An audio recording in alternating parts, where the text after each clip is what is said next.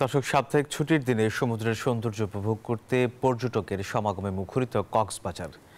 সেখানকার আজকের অবস্থা জানাতে যুক্ত হচ্ছেন সহকর্মী ইরফানুল হাসান।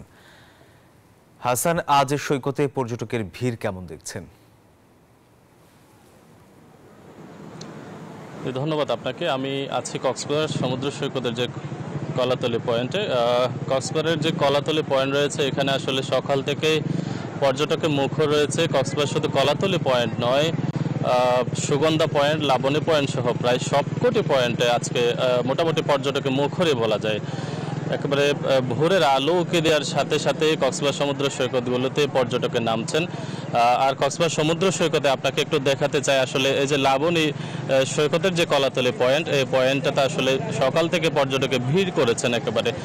বিশেষ করে এই শীতকালীন এই টাইমটাতে সমুদ্রে যে নোনা জল, শীতল জলে গা ভাসাতে দেশের বিভিন্ন প্রান্ত থেকে আসলে ঘুরে আসেন পর্যটকেরা। এর পাশাপাশি কক্সবাজারের শুধুমাত্র এই সমুদ্র সৈকতের পয়েন্টগুলো নয়, লাবণী, হিমচরি, ইনানি সহ সবকটি পয়েন্টে আসলে পর্যটকরা ভিড় জমান। বিশেষ করে কক্সবাজার সমুদ্র সৈকতের পাশাপাশি আপনাকে জানিয়ে রাখতে চাই যে সেন্ট মার্টিন, আমাদের সেন্ট মার্টিন আগামী 1 তারিখ থেকে পর্যটকবাহী যাতায়াত কথা রয়েছে। 28 তারিখ, আসলে 28 নভেম্বর কক্সবাজারের যে কক্সবাজার থেকে যাতায়াতের কথা ছিল, কিন্তু যাত্রী সংকটের কারণে আসলে তারা যেতে পারেনি।